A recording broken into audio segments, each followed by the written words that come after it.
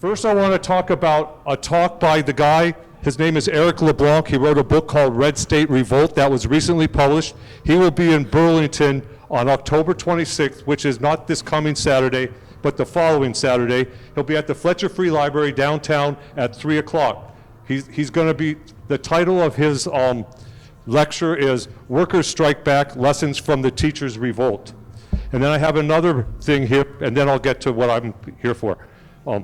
This is about a conversation/discussion titled Activism Works, the Violence of Free Trade, and How Vermont's Farm Workers Fight Back. It will be on next Tuesday, October 22nd at 6 p.m. at the Rights and Democracy Center at 241 North Winooski Avenue in Burlington. It's going to be led by Dawn Marie Paley, who wrote an excellent book called Drug War Capitalism, and along with her will be Abel Luna, who grew up as a farm worker and is the campaign coordinator at Justicia Migrante, Migrant Justice here in Vermont. And the other coordinator, whatever, of the conversation will be Jose Luis Cordoba, who's a dairy worker and also another member of Migrant Justice here in Vermont. Okay, so hi. Welcome to the 25th lecture of the Will Miller Social Justice Lecture Series. In 1996, hold on a second, let me get this in. In 1996, the University of Vermont administration sent a notice to everyone who worked at the university telling them that they would be seeing a rise in their healthcare premiums, a substantial rise, and that no wage increases were likely. At the time, I worked over at what is now called the Howe Library. Thanks. My coworker said, thanks for calling it Howe, that is. My coworker said to me, "It's time for that union, Ron." We had been joking about it on and off for a couple years. So we talked seriously, and we decided that we needed to get Will Miller on board. His knowledge of UVM's history and earlier organizing attempts, plus his intense and perpetual energy, made him a crucial member in any such endeavor. Will was a friend of mine, and I knew getting him on board with us was not going to be a problem. Our first meeting took place on the front steps of the library. There were 6 people there. Within 6 months, we were holding meetings with 100 workers mostly over at the Burlington Quaker House, Friends Meeting House over on Prospect. And the Union of Electrical and Radio Workers, UE, was helping us to organize. They were providing paid organizers, legal assistance, and over $100,000 in funds. Early in December 1997, a little bit more than a year after we got that letter from the UVM administration, a vote was held among the workers in the organized unit. When they were counted, UVM had its first union ever. As the story goes, as history tells us, UVM has a few more unions since then. One of them actually is helping sponsor this event today, United Academics. Now about this lecture series. This lecture series was created in honor of Will Miller, who died in March 2005. Will would have definitely loved to be here because if one thing he was a union guy. He was a social justice activist and a University of Vermont philosophy professor for 35 years. As our logo states, he will always be remembered as a clear voice in a world of false words and disinformation. We could benefit from his energy, his intellect, his insights, and his imagination in these incredibly challenging times when fake news is rampant and when anyone can say anything and it can be considered truth, even if the information is known to be false. This lecture series was originally designed by Will, his wife Ann Lipset, and a few of their friends to bring speakers to the Burlington community and to the UVM campus to provide a radical left analysis of social, ecological, and political concerns. During Will's tenure as a faculty member at UVM, he worked with students, faculty, and local groups to help bring voices to our area that might otherwise have been silenced or not given a chance to be heard without his efforts. Will set a courageous example in speaking truth to power. As a faculty member, as a union organizer, as a socialist feminist political organizer, as an anti-war activist, and as a concerned person working for social justice locally and globally. He showed a boundless optimism and a passion for the truth. His voice was powerful, especially in encouraging others, students, staff, faculty, community members, and people from around the world to speak up and be heard. He showed a personal strength and an unwavering commitment to the struggle against war and for social justice, and he helped move others to activism. He was never afraid to speak his mind, put words into action, or place himself on the line, whether it was before university trustees, on a picket line, at a barricade, in a Congress member's office, or elsewhere. Will offered reasoned and insightful analyses into the origins and workings of capitalism and imperialism, giving us a call to struggle and a vision of a more just society. He advocated for a society where all work is valued, where truth is not silenced, but is nurtured, a society where all are treated as equals, that is at peace with itself, and where people and resources are not exploited. UVM should not only be a place where students and faculty learn about struggles for social justice, it should also be a place where students, faculty, and staff continue to struggle against oppression, speak out against injustice, and speak up for justice. Will worked tirelessly for a faculty and staff union at UVM, and he would be proud of the work that the Faculty Union United Academics is doing on campus.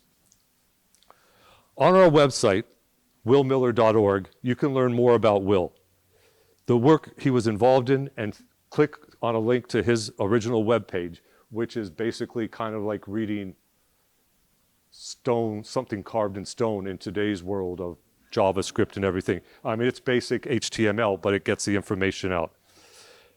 We bring you these lectures with the generous support from members of our community, including many of you and many people who probably would like to be here but aren't.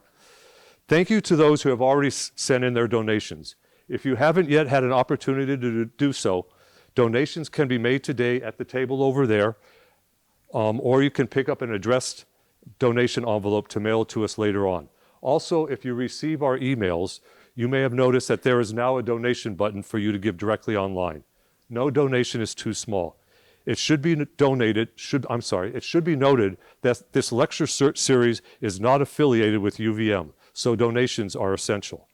We send out information about our lectures through snail mail, email, and social media. So please sign our clipboards, which will be passed around. And if you're a student, it's helpful to give us your non-UVM address if you want to get mail, wherever that is, so we can be in touch with you after you leave campus. We also encourage you to like the lecture series on Facebook to continue to hear about our work. I would specifically like to thank a few groups who co-sponsor all or most of our events: United Academics, Vermont Peace and Justice Center, Global Justice Ecology Project, and the Will Miller Green Mountain Veterans for Peace. We truly thank and truly appreciate CCTV, which records all of our events and rebroadcasts them on Channel 17 and through their website so that our lectures continue to be available. Thank you to the lecture series board: Ann Lipsett, Fred Magdoff, Helen Scott, Michael Cassidy, Isaac Kreisman, and Paul Fassler. This event could not have happened without their efforts. And thank you to Patrick St. John for yet another great poster for this event. So thank you for joining us for this evening. Next up is newly elected AFL Vermont CIO, Vice President of a very progressive leftist slate that just won the, what would you call it, Tristan? Like the union leadership? The union leadership for Vermont AFL CIO. Her name is Tristan 80, and she's going to come up and talk about our tonight's speaker, Deepa Kumar.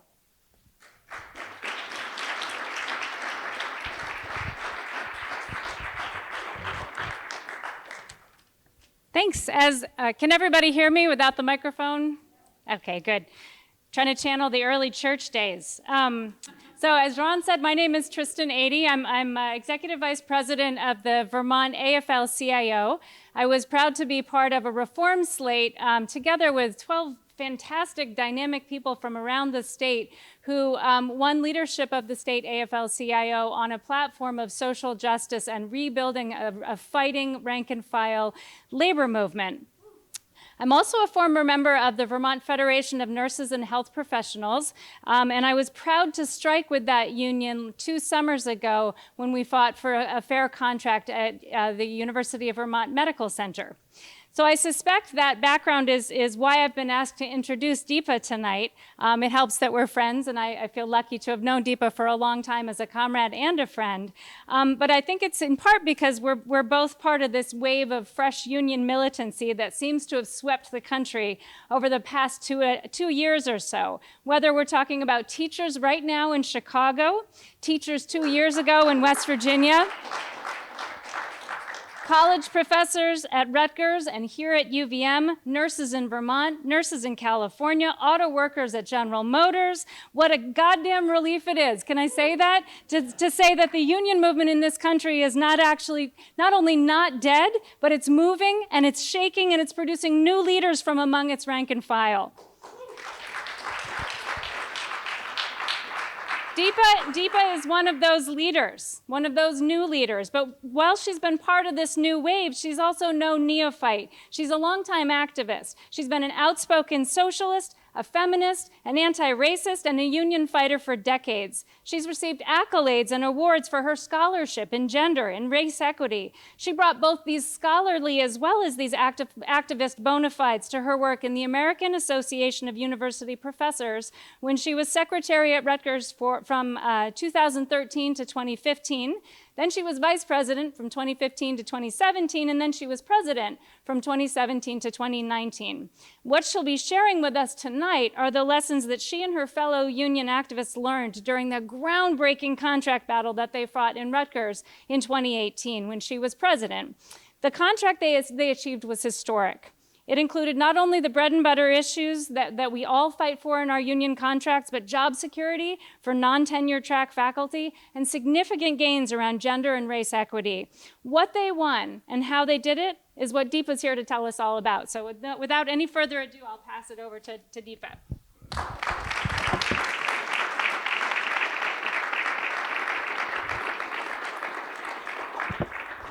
Thank you so much, Tristan, for that warm and generous introduction. It's always great to be back in Vermont with friends and comrades. And okay, can we see this? Yes, great. Thank you to Helen for inviting me. It's such an honor to be part of such an amazing series like the Will Miller Lecture Series and to follow after so many incredible speakers who have come and spoken here at Vermont.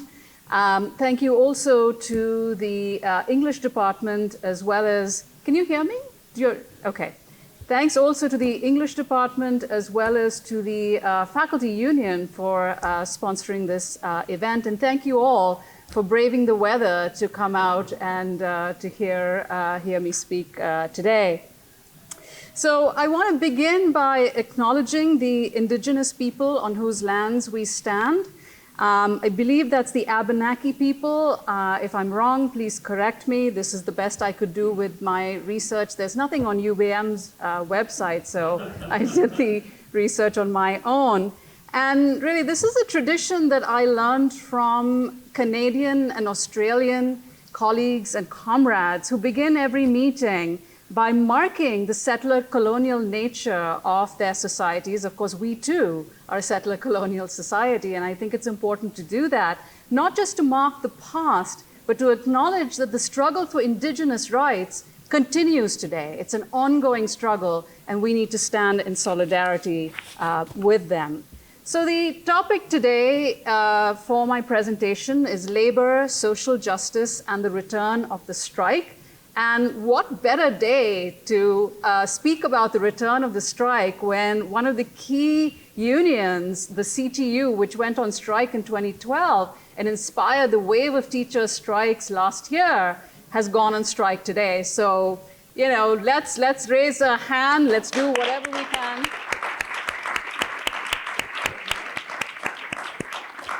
Maybe we can take a picture later with our fists up and post it on social media showing our support and solidarity for them. I was talking to friends earlier about the timing of today's meeting, and I shared a secret with them, which is I was talking to Jesse Sharkey a few weeks ago and explaining that I'll be talking about the return of the strike and how important that is. And I said, look, you're a teacher, I'm a teacher, you're the president of such an amazing union like the CTU. Can you just make sure that there's a strike on the day that I begin? Show and tell is really great, when you're doing lectures. So, of course, that's a completely apocryphal story in case there's anybody getting ready to go on Twitter to say union thugs, Sharkey and Kumar plot strike for no good reason. But yeah, it is a good idea. So, all right. So let me begin by laying out what I will be arguing today. I'm going to argue that if unions are going to be relevant, particularly after the Supreme Court decision Janus, if we're going to remain vital and relevant to people's lives, I think it's important to do two things. First, as Tristan said, which is to fight not just around bread and butter issues, but to actually take up social justice issues, to become social movement unions, and to actually bargain not just for the members of our unions, but for the common good, for the collective good, right? That is something that we learned from the CTU, and many other unions have been adopting such a platform since then. So that's one. Two, we need to no longer be on the defensive. That's not enough anymore. To just stand in one place is not enough anymore. We need to go on the offensive. We need to have really bold and ambitious agendas of change, because to be quite honest, and I've kept track of this figure for a really long time, and it never ceases to shock me that 26 people today own as much wealth as the bottom 3.8 billion people. That number has been getting smaller and smaller and smaller over the last decade. So we have a stake in pushing back against the system, being bold, being aggressive, but the only way we can actually accomplish such an agenda is by having the strike on the table, right? This is the key weapon that we have as workers, which is to withhold our labor and to show how central we are to the system that we're a part of. So that's essentially what I'm going to be talking about today. So Chicago teachers on strike, I just wanted to quickly touch on what it is they're fighting around. They are, of course, fighting around bread and butter issues like pay and benefits, but they're also fighting around staffing issues, particularly because they're demanding more nurses, social workers, as well as librarians. In some schools, you have a nurse that only comes once a week, which is ridiculous. You should have a full-time nurse at all points.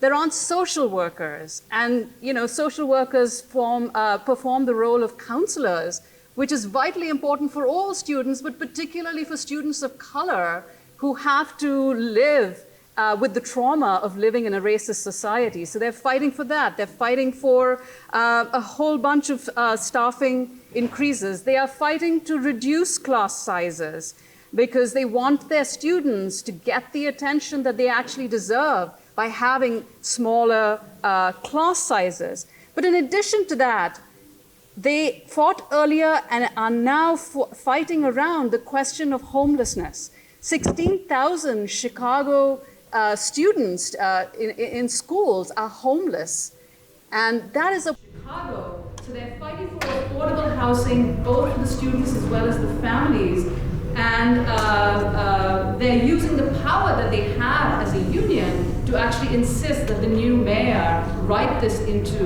the contract. So that's really bargaining for the common good, and they're fighting for sanctuary schools, right, to defend immigrant students and so forth. Now, they did this, of course, back in 2012 as well, and as I said earlier, the 2012 strike was the inspiration for the wave of teachers' strike that swept the country last year from West Virginia to LA, and now, of course, it continues in the CTU strike. So just to give you some figures on what's been happening, this is, by the way, from the Washington Post. I didn't have to go look up, Jacobin or some other left-wing newspaper to find this information. It's one of the great things about the wave of teacher strikes is that you actually are getting more sympathetic coverage from the media, right? Because the case that they're making is a really powerful one. So you see from this graph that, by the way, purple stands for education workers, red, as you can see, manufacturing, pink, the transportation and warehousing workers. I love that they use pink for the transportation workers, because when you think of the Teamsters or somebody, it's typically a manly image that comes to mind, and so to have baby pink associated with them is quite lovely. But I bring up gender also because purple, which are the teacher strikes, the vast majority of teachers, as we know, are women, and we shouldn't forget that not only now, but women have historically been central to various battles, including the labor movement. So what you see in this chart is, obviously things have not been going that well in terms of strikes, that is to say, offensive battles, like I said earlier, until 2018, when close to 500,000 workers, mainly teachers, right, it's mainly purple, went on strike, making it the largest strike wave since 1986. And the strike wave started with West Virginia, with 35,000 workers going out, Oklahoma, 45,000, Kentucky, 26,000, and within months, 267,000 more teachers in Arizona, Colorado, and North Carolina had staged walkouts. And when they did this, they not only put the horrible conditions that teachers and other education workers have to endure on the map, right? They made this a national conversation. They also exposed the warped priorities of our neoliberal system and of the program of austerity, which completely is about defunding the things that people need: education, public education, and so on, cutbacks, wage cuts, and so forth. And so while you've seen, on the one hand, increases in the number of students enrolled in schools, you've seen decreases in teachers, you've seen increases in class sizes, and so on. In fact, some of the schools didn't even have plumbers. So, it was clear that it had reached a boiling point, and of course they were fighting for, pay, which was central for many of these folks in red states. And eventually it reached a boiling point, and last year we saw what happens when it reaches a boiling point. Now, it was mentioned earlier that Eric Blank will be coming here, so I don't want to say too much about his book. Please come back and listen to his presentation. This is a really great book, a history of the teacher strikes in 2018. And what is significant, of course, is that these happen in red states where it is illegal to strike.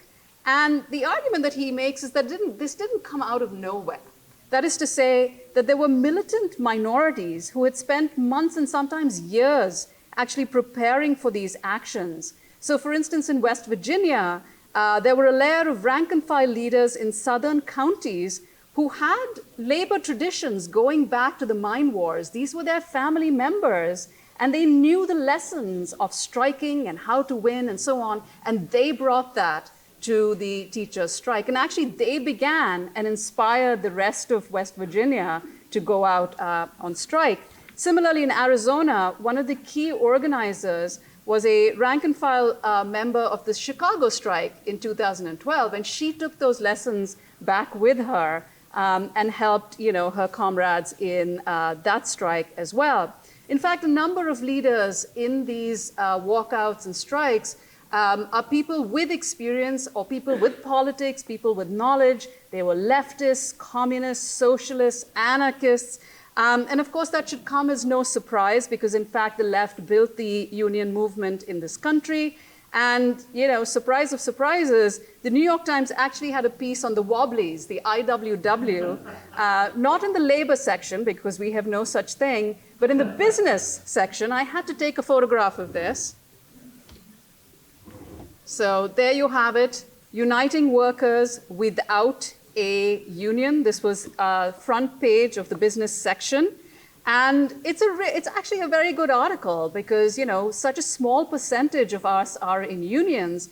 And it goes on to talk about how gig economy workers, Uber, Lyft, and so on, are reading this book, which I'll talk about shortly, and actually organizing even outside of formal unions, right? And how the situation is prompting people to find ways to resist what is coming down in this context. So 20,000 Google workers, for instance, walked off the job last year because they were protesting the way in which Google, the company, failed to address sexual harassment. So you see gender coming up in various contexts. And the article says that they had a discussion and they figured out, what strategies are we going to use? They considered bringing a lawsuit, and they said, nah. They read this book by Stoughton Lind and Daniel Gross, which is really about a tactic that the IWW used very effectively called the Solidarity Unions, and they decided, okay, mass resistance is the way to go. We'll walk off the job. So 200,000 of them did that, and they were doing that both around sexual harassment as well as their wages, as well as their pay. And I want to say a little bit about this militant minority. It basically is, the IWW argued that business unionism, right, which is basically a reference to unions where the leadership essentially has, a pay that is not representative of the workers they actually represent. They are not connected to the conditions of work, often have very cozy relationships with management, and so forth. How business unionism fails the rank and file routinely, and why it's important to have a grassroots rank and file strategy with a militant minority at the center of it. And here you have the New York Times talking about the militant minority. And when that happens, you are in a different moment in history. So Eric will be coming here next week, and I won't say anything more about the teacher strike, except to say that that was the context in which we were able to accomplish what we did. So we owe them a huge debt of gratitude for the climate that they actually set up. My union, Rutgers AAUP-AFT, represents over 5,000 faculty as well as graduate employees at Rutgers. We have 3 campuses, New Brunswick, which is the largest one, but also Camden and Newark. And these are all geographically spread out. So Camden is like 1.5 hours away from New Brunswick, so kind of challenging. Adjuncts are not part of this union. That's unfortunate. They have a separate union, but we hope at some point to merge with them. At any rate, in the lead up to our contract battle, we realized that if we are going to survive, and for us in some ways it was actually an existential threat, because when Janice came along, we lost a ton of money, I think close to $500,000. And so there was no way we could keep up our staffing level if we didn't launch a seriously significant contract battle, win it, and then try to do a dues increase. So it was really important for us to have an ambitious program, to shoot for the moon, if you will. And we sat down, we did surveys, but we also looked at everything that was wrong with the corporate university, right? It's been decades of attacks on public higher education. The university has become nothing less than a corporation that's interested in paying its top managers fantastic wages, while an army of underpaid adjunct workers do the bulk of the work. In fact, Rutgers actually has, what is it? I've even forgotten this now. 244 administrators who make more than $250,000 a year, which is just insane. So we studied every aspect of what a corporate university has done to the quality of education, to the quality of our work conditions. We produced position papers, and we came up with a list, I think, of about 25 things. I'm going to show you what we started with, if you can see.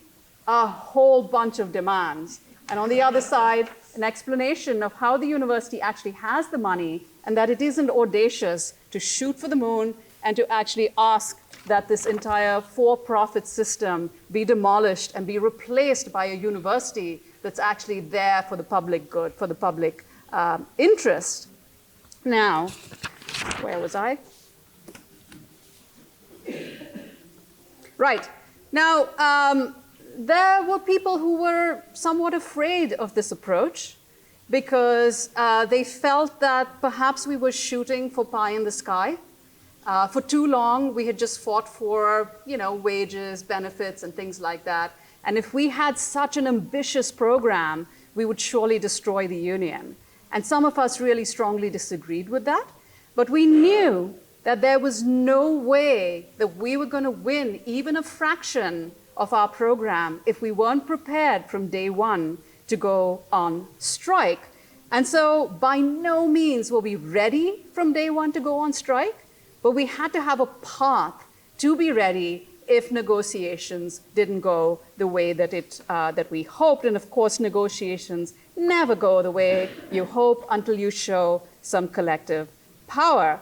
So people were afraid, people were hesitant, but we nevertheless pursued this agenda. If people are interested in seeing more about our contract campaign, I've put up our website, equitysecuritydignity.org. So what did we do? One of the main things that we did was to shift from being a service union, that is a union that focuses on, that basically says, the contract is there for enforcement. The staff and some of the leadership will enforce the contract, and we really don't expect very much from our membership. Hell, most people aren't willing to do anything anyway, so why bother to actually have rank and file involvement? Why bother to actually mobilize people? And that actually doesn't make sense in this era. And so some of us who ran for elections and won 6 years ago actually made a concerted effort to shift to a social justice union. And just like the CTU, we put our students at the center of our battle. We fought for affordable tuition, but we also fought during the Trump era, most recently a couple of years ago, against all the attacks coming down on vulnerable students. So I'm going to show you a few videos of what we did and how we fought and how we organized. It is highly important to keep tuition affordable for Rutgers University. Everything's expensive and you don't make any money. And in addition, you're getting deeper and deeper into debt.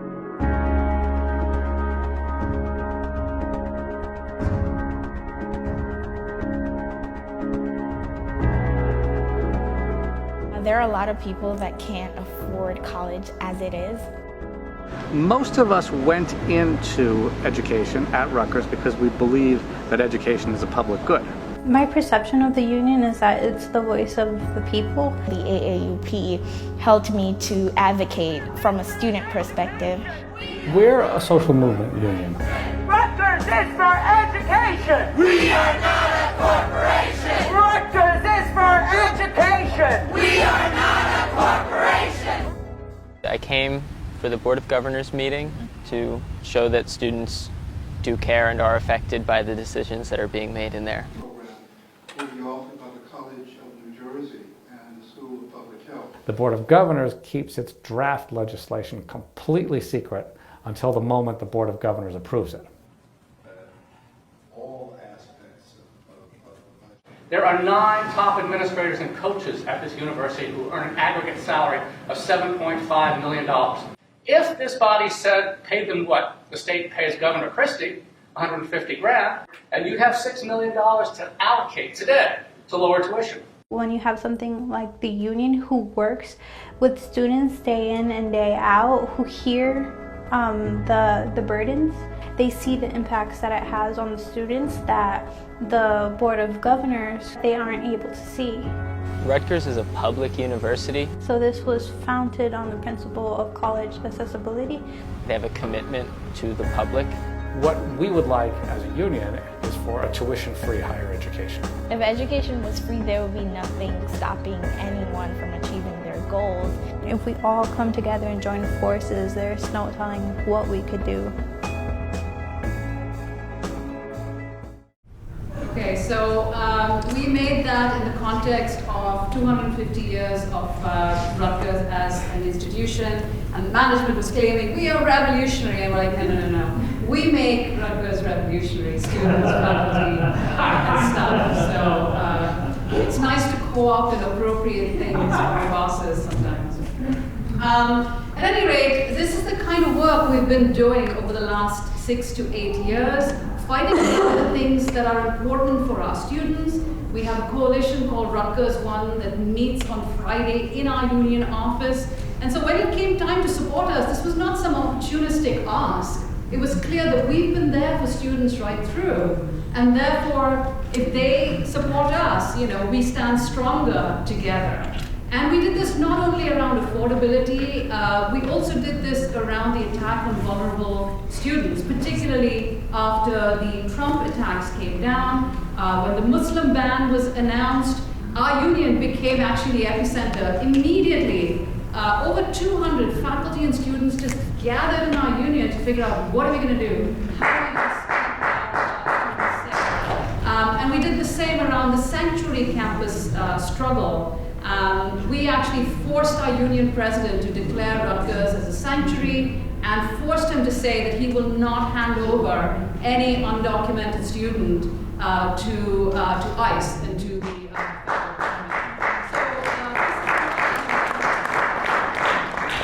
So this is another video that goes through.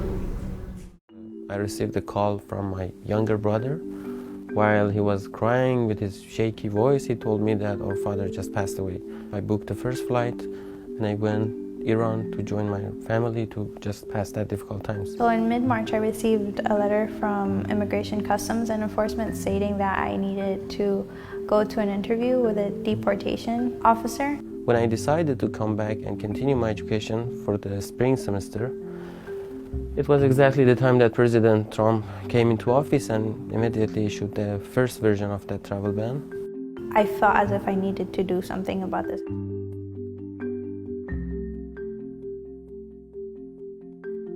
The Rutgers AAUP and AFT basically fight for the teachers' rights and the students' rights.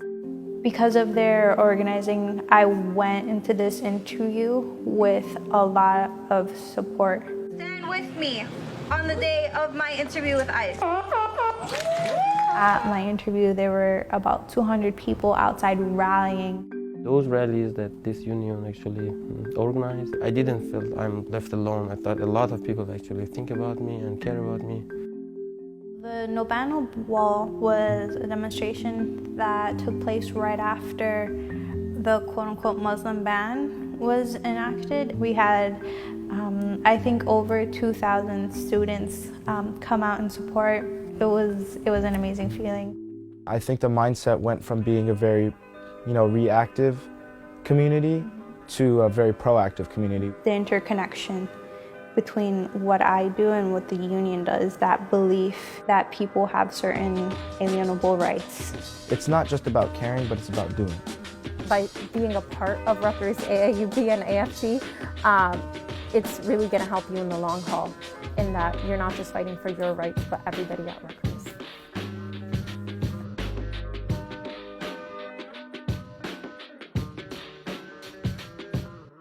Right, so you may have seen our banner, an injury to one is an injury to all. That's the principle on which we organized.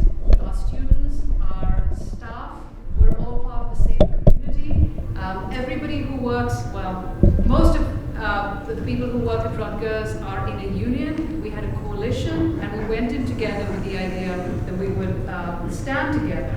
And actually, after we took up this social justice work and we really moved away from the service model of unionism, and we're inviting faculty and graduate employees to come take part in this, within a few months, the open rate for our emails, typically when we send out an email, it just gets lost. Maybe 20% of our membership, maybe 30% if we're lucky, open the email, actually give a damn. But after we started this work, the open rates went up to 70 or 75% because people were paying attention, right? Here's a union that looks different, that's doing things about things that people care about, and now folks are going to start paying attention, right? So you don't do this, you do this, of course, because you care about these issues, but you also do it as a way to mobilize your membership and to bring people together. Now, the second aspect of what we did, the first slide talked about making students the center of our struggle. The second aspect of what we did is we abandoned the gender and colorblind approach, and we looked at the particular problems faced by women faculty and faculty of color. We formed a Gender and Race Equity Committee to study every aspect of what it's like to be a woman faculty, to be a faculty person of color, to be a grad employee of color, and so forth. And the first thing that we did is we did a survey, a climate survey. By the way, one had never been done before. And immediately we got a sense that people were interested in this because more people filled out that survey than any other survey in the union's history, right? So there was a sense in which, oh, wow, you actually care about my conditions of work. You care about bullying. You care about sexism. And maybe you're actually going to do something about it. So that was very encouraging to actually see so many people take this survey. We formed a committee. It was hard work. You know, all of us, those of us who are faculty know that we don't have a ton of spare time. So it took argumentation, cajoling, pestering, pleading, begging. But eventually we put together a really robust report around the issues that people raised in the survey around hiring, diversity in particular. It's appalling, these statistics. When you see the diversity among the student body at Rutgers versus the lack of diversity among the faculty, it's pretty appalling. So we did research around hiring practices, promotion, retention, sexual harassment, and a whole bunch of other issues, and we put that out there. And in fact, some of this work was really sort of, what should I say, it was very time intensive. Oh my God, this music is distracting me. I might have to break out into dance at some point. So it was a very time intensive project. And I had the good fortune of meeting almost every single person of color, faculty of color, who'd ever tried to make a difference around questions of diversity, around questions of race and ethnicity, learning from them and trying to build on their wisdom. And because of those relationships, we were actually able to make this next video, which gives you a sense of our gender and race platform. Women's rights are workers' rights, and workers' rights are women's rights. We're fighting for the hiring and retainment of diverse faculty, salary equity for women and people of color. We are also fighting for fair promotion standards so that more women can be promoted to full professor. I have been working at Rutgers for 34 years. I've actually been at Rutgers since 1972. I've been here for 40 years. I came to Rutgers in the fall of 1972. In the 1970s, which were on the wake of the uprisings in many cities around the country, there was a general awareness in the American public that something needed to change. I was the first woman in my department, but I was the first woman and only woman in the School of Engineering for about 3 years. I would have to say I think that Rutgers has put forth an effort, and certainly much more so in my early years, but I have not seen Rutgers bring in as many minorities as I would like them to bring in. New Jersey is an extremely diverse state. 15% of our residents are African American and 20% are Latino or Latina. And that's actually reflected in our student body, but that's not true of our faculty body. Only 4.2% of our tenured and tenure-track faculty are African American and 3.9% are Latino or Latina. Many Latino and African American students have mentioned that unless they take a course in Africana Studies or Latino Studies, or AMASAL, that they could go through the entire career at the university and never encounter a faculty member who looks like them. I'm interviewed every single semester by students who say they've never had a black female professor. They've never seen a black female professor. They didn't know they could be. They could also be a professor.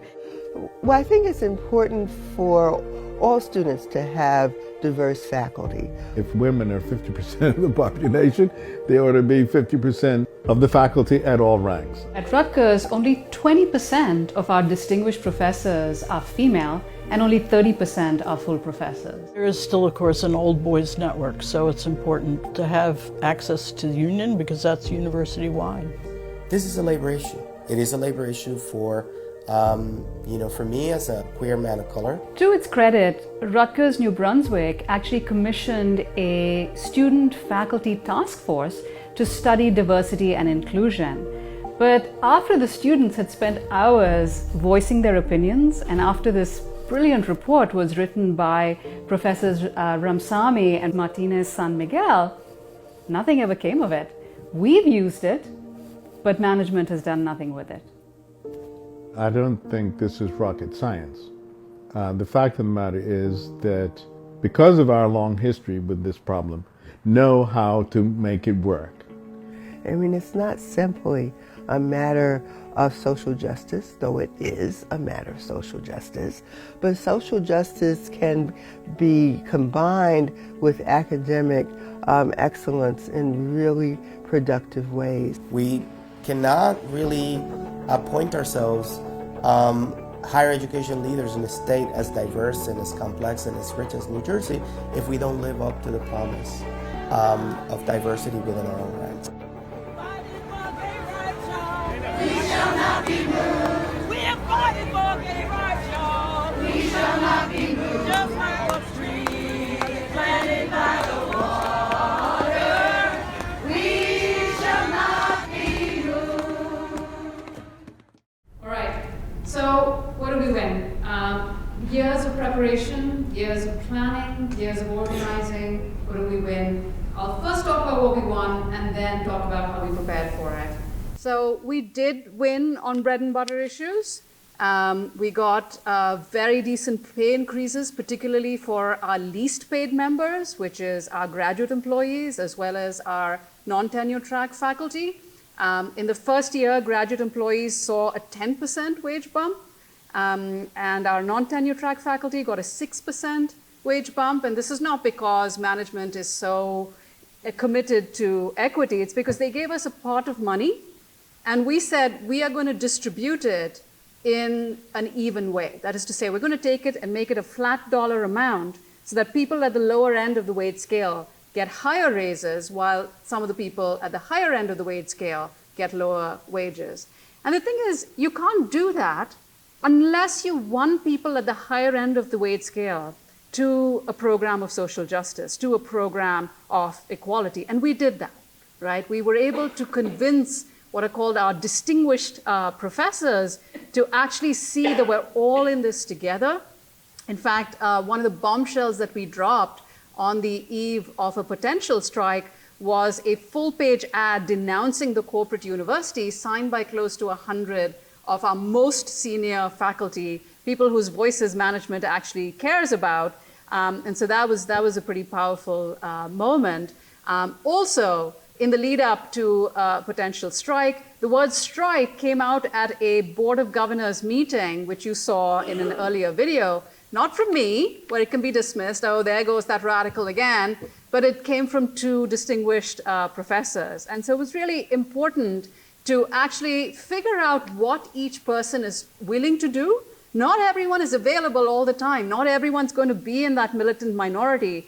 But there are people who are willing to do something. And the question is, when do you actually elevate their voices in order to take the struggle forward? So we won around, we won pay increases, we won job security for our non-tenure track faculty. They can now look at Rutgers as a place to make a home, to have a career. They have now possibly up to 7-year contracts, a promotion series, and so forth. We won academic freedom for non-tenure track colleagues. There's almost too much victory here to put onto this slide, and I'm not going to bore you with this, but that's a nice problem to have, is when you can't put everything down onto one slide. But the significant part, what labor historians are calling historic, as Tristan pointed out, was the gains that we made around gender and race equity.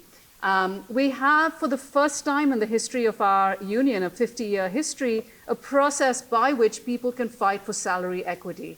Too often, men and women with the same CV, same accomplishments, get significantly different salaries, because that is how sexism works. I mean, that's not just a problem at Rutgers, obviously. This is a problem at every university, and this is a problem in every job right across the United States. And we have a really robust mechanism by which this cannot happen, not just now, but in the future.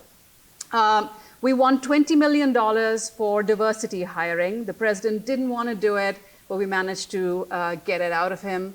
We want a process for promotion so that it's fair and more women and people of color can be promoted to the higher ranks. We want lactation rooms, which is a place where, particularly graduate employees who don't have offices can express breast milk. This is the law, but a for-profit university doesn't give a shit about about new mothers and what their needs actually are. We also won for the first time a campus free of sexual harassment with binding arbitration, which is significant, I think, in the Me Too era. Now, how do we get there? What did we do? How did we get there? So I'll go through very quickly what our approach was. For those of you who are unionists, how many people here are in a union or are thinking of? Okay, great. Very often, right, we encounter a problem where we look at what other people have done and say, oh my God, they're just so much better off than we are. And we have to start from this awful place, and how are we going to get there? Well, let me tell you that back in 2008, when I started getting active in the union, there were no chapter meetings of my union. No chapter meetings. So two of us, myself and a philosophy colleague, went to a leadership meeting and we put a resolution forward and said, we need to have chapter meetings. Rank and file members need to come and be able to voice their opinions and so on. Everyone was like, fine, go ahead, yeah.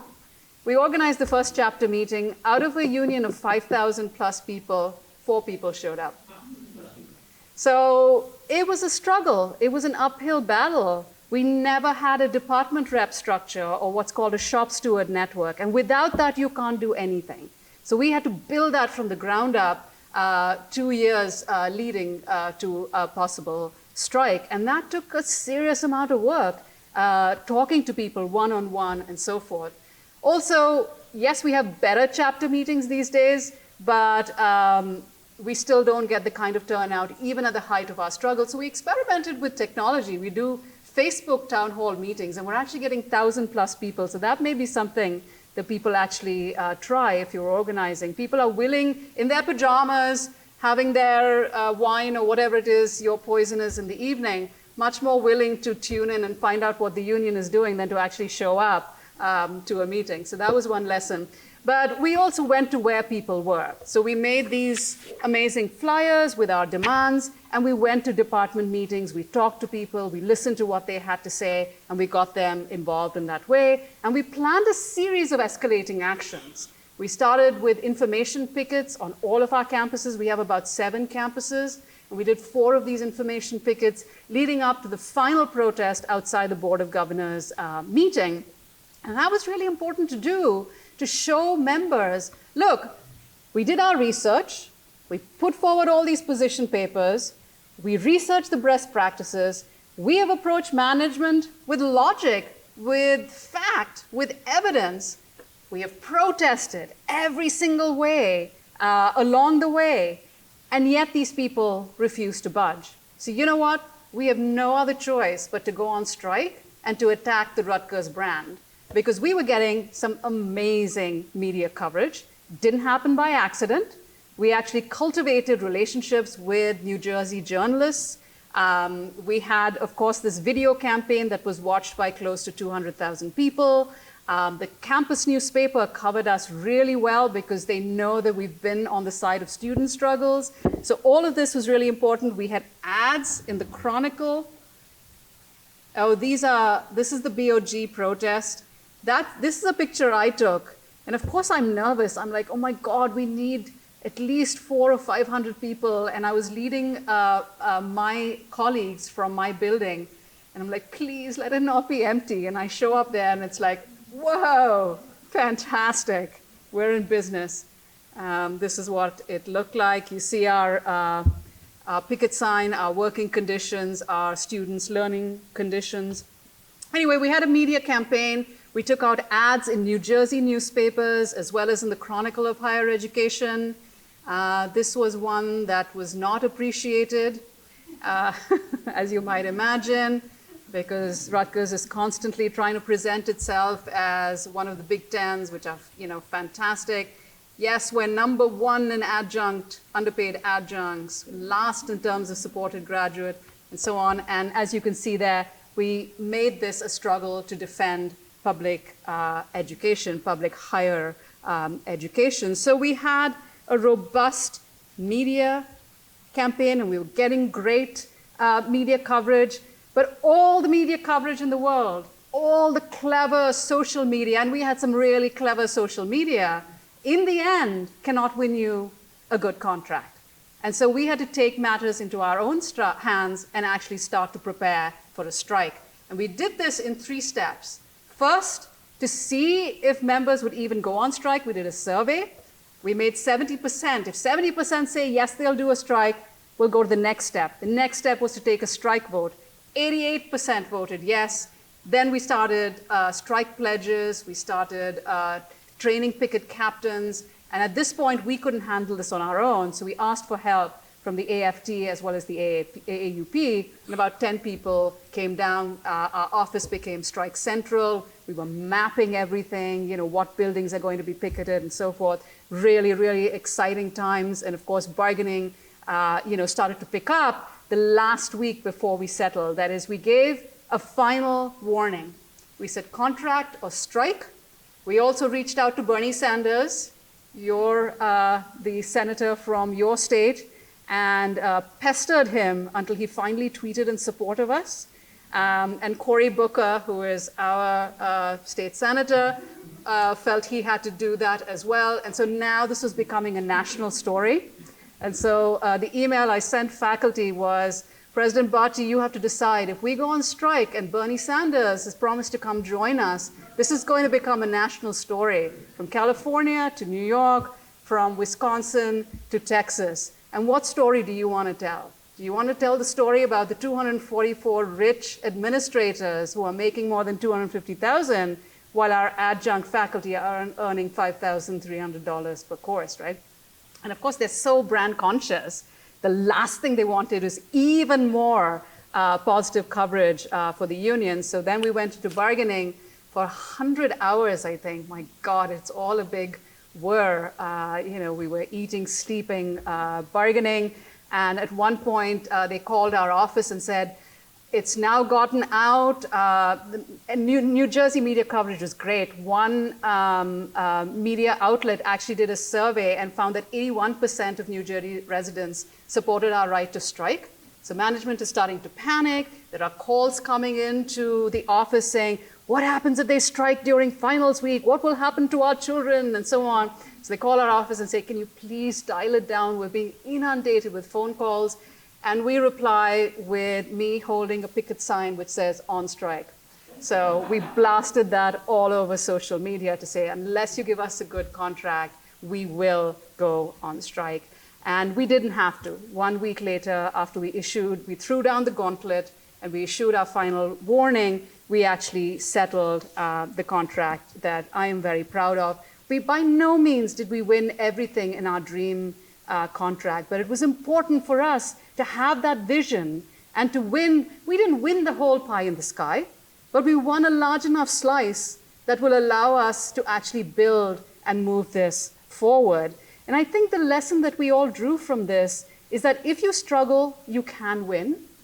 But if you don't struggle, you will definitely lose, right? And I think that's something for all of us, regardless of what we do, whether we're in unions or not in unions. And I want to recall the statistic I gave earlier, which is we live in a world where the richest 26 people own more wealth than the bottom 3.8 billion.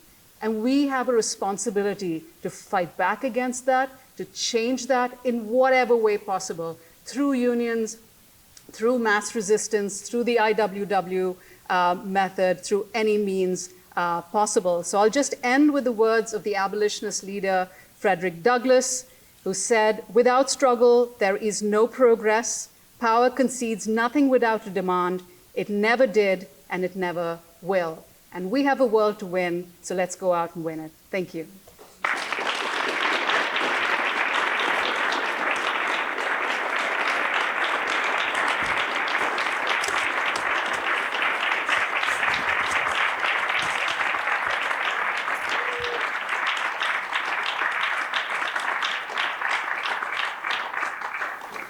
walking away, just going to get a notepad, and we're open for your thoughts, comments, questions, whatever people want to raise. Am I chairing, or is someone chairing, or how do we do this? Sure. I don't mind.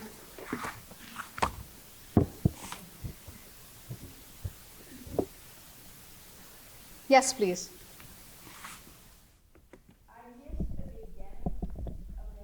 But I got here just in time for your talk, and I want to thank you because I have to agree, without struggle there is no success. And I've been passing different words on to 80 to 100 or more 20 and 30-year-olds because I want them all to have hope and to realize that we do have to step up to get things done. And I love the way you said the media. We just had a nurses strike here, and the media did some really good. I mean, I can comment on it, but I don't want to miss out on all the other people's questions. But I don't know, do you know what is the oldest union in the United States of America? Yeah, it's Printers Union. What? Printers. Printers. The second oldest is Marine Engineers. Marine? Engineers. Is that LA? Well, first of all, Bernie Sanders was on TV, I don't know how many years ago, to tell us that the first union in the U.S. was in 1898 in Barry, Vermont, because that was the granite people who came from Italy. But then somebody today who lives in Ohio told me the oldest one is the Sailor Union in LA in the early 1800s. And you said the Printers Union, so I don't know. We'll have to look. Yeah. Yeah, thanks, Steve. That was really inspiring, walking through how you can get where you want to go if the union has a plan to advance social justice organizing. And I think that was very helpful. And my question is around bargaining for the common good or kind of class struggle organizing. In Chicago, the teachers union is making demands on the city for housing. And I just wonder if you could talk more about that at Rutgers, and specifically if anything is happening around climate demands. Thanks. I'll take a few questions because I've been monopolizing the air for a while, so, and feel free to respond to each other if you want to. Go ahead. Yeah, I had a question about the sort of very early stages of the struggle. So you were talking about how it took winning the very basic demand of having regular chapter meetings about, like, I think you said 2 years in advance of the strike? No, that was like 8 years in advance. 8 years in advance, okay. So I was wondering if you could talk about sort of the very early steps of what it looked like to turn the union into something that was capable of fighting for both students and faculty, and how, what your experience was like in those years leading up to this struggle. Thank you. Yeah, I was involved in a coalition for student and faculty rights last semester, and we were able to get a lot of media attention for a lot of the issues that we have here at the University of Vermont, and we even had like a few very good rallies and things like that. We had the benefit of having Sarah Alexander, who is now also involved in the AFL-CIO slate, and the new president will have to prove if they're as willing to go out and fight. But I'm wondering, after the summer, it's proving difficult to try to get that much energy, and I'm wondering how to keep up energy once you got it. And last semester it seemed like there definitely was a lot looking at very structural issues in the university and how it's run. Great. Okay, I'll take this up, and then there are a few more. Here I down your descriptions. I'm wondering if you could talk a little more about the Chicago teacher strike, because they had an election, they got rid of Rod Emanuel. There were 2 women of color running, as I recall, for mayor. Yeah. And now this mayor seems not to be coming forward to support the union. And I'm just wondering how that happened or how could it have happened. Great. Okay. So let me take that and then I'll call the 2 of you, if that's okay. The Chicago teacher strike and the mayor, I mean, one of the things that I've been seeing a lot on Facebook is the new mayor's face, which is just completely crestfallen, right? I think she had hoped to actually, win public opinion. And there's some debate about, whether the level of public opinion this time is as strong as last time or not. I don't have the statistics. Perhaps somebody can say more. But yes, she ran on a platform of doing all sorts of things for schools, but is refusing to put that into the contract, right? And the way in which they are trying to frame the story is we've given you, 14% in salary increases or 16% and so on. Why don't you just ratify the contract and forget about this housing stuff, right? Remove the bargaining for the common good kind of demands. And that's politics as usual, right? These are the limits of what people in elected office can do in a neoliberal system that is fundamentally about creating spaces where more profit can be made and where spending on social programs is simply not a priority. So it's going to take more than one individual. I don't know her intentions, but it's certainly going to take more than one individual. It's going to take a strike of 35,000 teachers to actually deliver on what it is she promised, but is not putting into the contract. And people can say more about this. This leads me then to the bargaining for the common good. If there's time, Paul, I'll show another video. We organized a conference around bargaining for the common good. It's still something that people are grappling with and trying to figure out how to implement it. We found out that there is no higher ed union that had actually taken up this position. So we were among the first to actually try to do it. And we built connections to Latinx community groups around housing and gentrification, as well as access to affordable health care. But we weren't strong enough, those ties weren't built strong enough to make this part of our bargaining demands. So this is the next phase in what we're going to try to do, is to really deepen those relationships with members of the community and not just our students, to try to integrate that into the next struggle. But yes, climate justice is a huge part of what we're working on. David, who you saw, the vice president, is leading this. We had a huge protest, 600 people, around the time that Greta Thunberg and others were taking that day of action and so forth. And yeah, the union has been leading around this question as well. Thanks for that. So the next 2 questions seem similar, which is how do you keep the energy up once you come back from the end of a semester? How do you continue to build and grow on the momentum and the energy that existed in one semester? And what were some of the early steps? What did it look like early in the struggle when it looked very difficult to actually, do what it is that we eventually did? I mean, I don't know if I have any kind of magic bullet solution. I don't know the conditions that you're working in. What I do know, though, is that people are fed up with what's going on in the world, right? That the attacks are relentless, that we are literally, headed towards extinction, and extinction protests are breaking out around the world. We have seen the rise not only of climate justice movement, we've also seen Black Lives Matter and the movement for Black lives around police brutality and police violence. The labor movement is back on the agenda, the women's movement, Me Too, sexual harassment, and so on. But it's not sustained in any systematic way.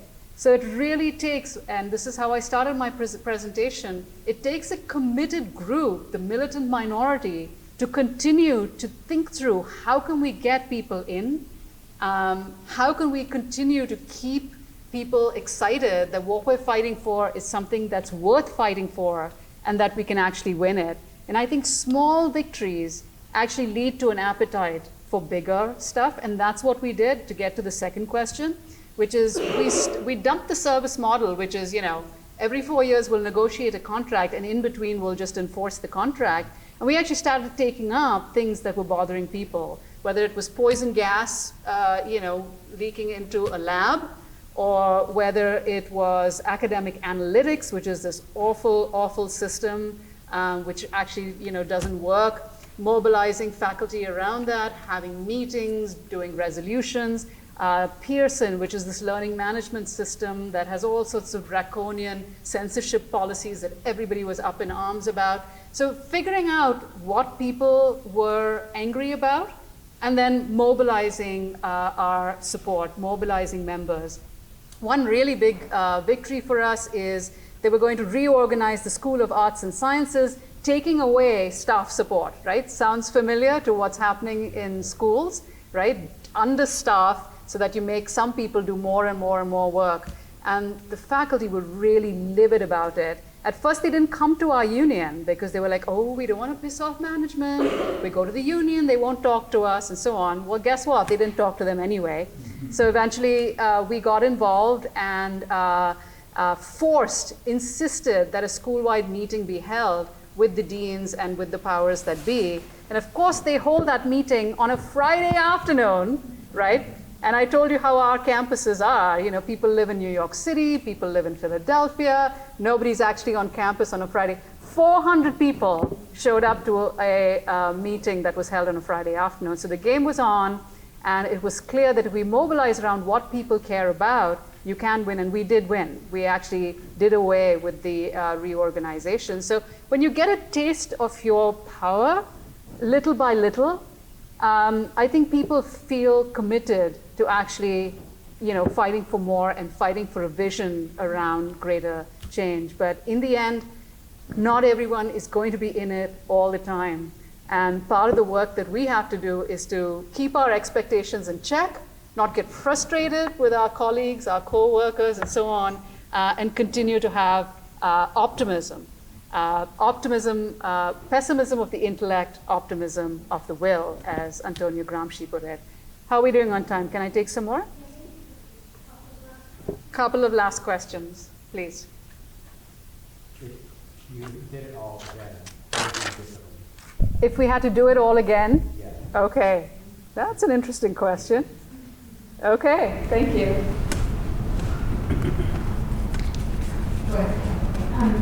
So, Deepa, when you talked about the fact that 88% of the faculty voted in favor of striking, it made me think about some of the numbers that we saw with the nurses union 2 summers ago for a strike.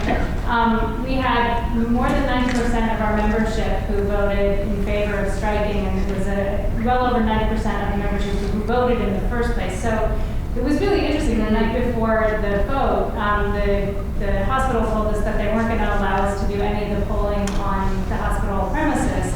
So we're spray painting boxes at the union headquarters, and we fanned out throughout the greater Chittenden County area and made ourselves as accessible as possible. So anybody who was, could show that they were a union member could vote. And we were so nervous that we weren't going to get a solid majority of people. Like, we didn't want to 70% or 80%. We needed to be able to know that 90% or more of our colleagues were willing to go on strike, and absolutely they were willing.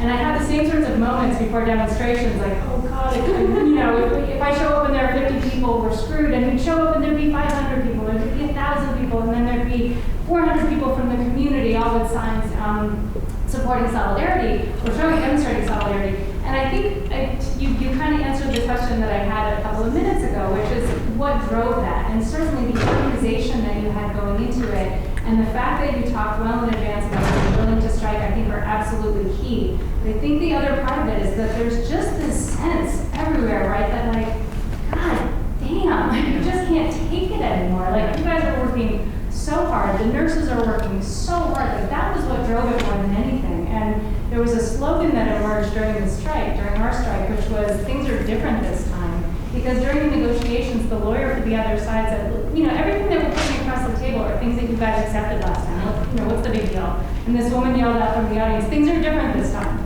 And that was what they crystallized it, right? Like there's just this sense that you can't take it anymore.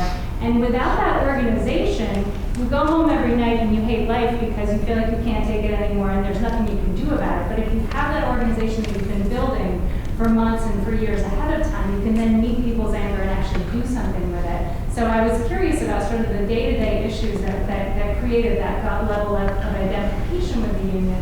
Certainly the social issues sound like a big part of it, but I'm also curious about sort of workload and people feeling like they were getting left behind, their colleagues, pay-wise, et cetera. It sounds like it was sort of the perfect storm, but I think that perfect storm is what's starting to happen all over the country. That's why we're seeing the numbers that we're seeing in the first place. Thank you, Tristan. I think I'll close it there and take up those two, and I believe we're out of time with that. First of all, please give it up for Tristan, for who's a fantastic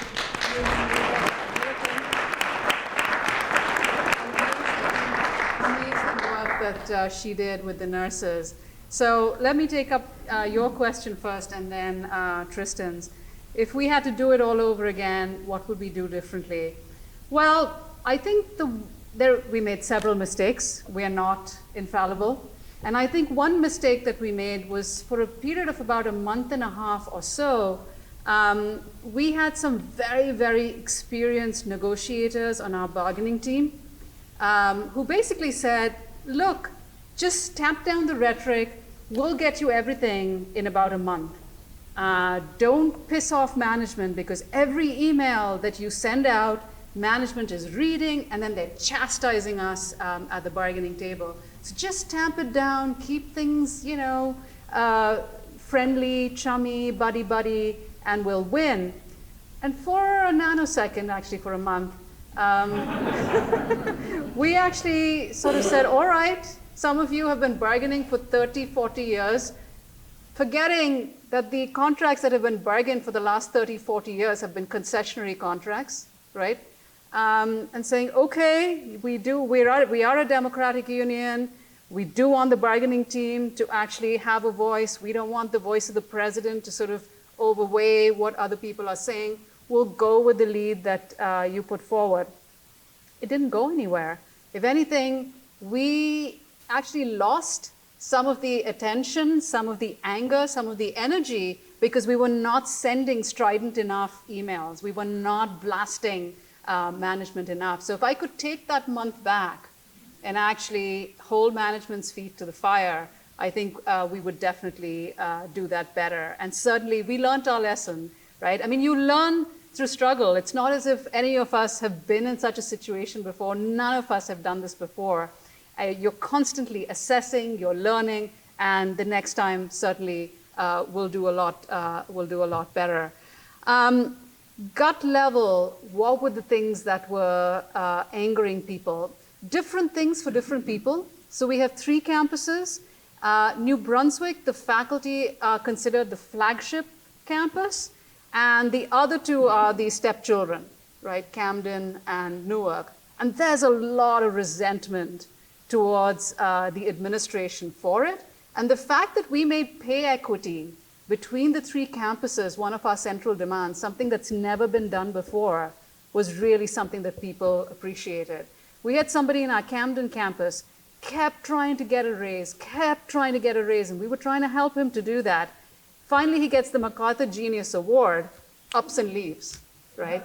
And so those are the conditions that people actually have. And even now, we've got this pay equity provision in intercampus pay equity. Even now, the chancellor and others in Camden are saying, oh no, we don't have the money, and we have to continue to fight them around this. So the lack of respect, the lack of equal pay for equal work, particularly for these 2 campuses, was very important for many people who were quite angry about it. Obviously, for a whole core of women, the failure to acknowledge the fact that so much of the service that gets done on committees and so on gets done by women, and that remains largely unacknowledged, and it's not something that is taken into account when going up for promotion.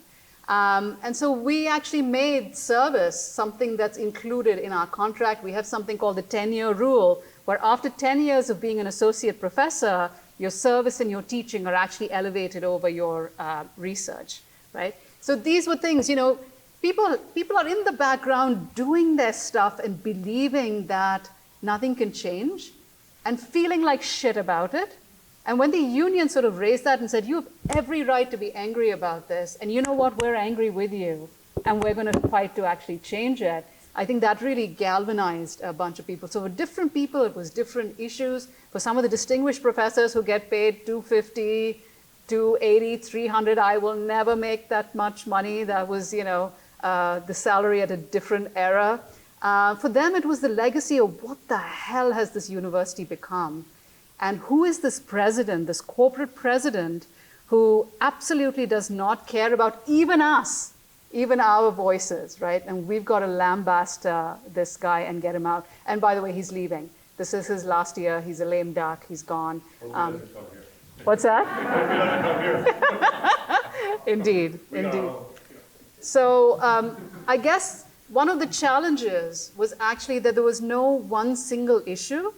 And in fact, there were many issues that divided people. So I can't tell you the number of white guys I had to patiently explain why gender and race equity is a union issue, right?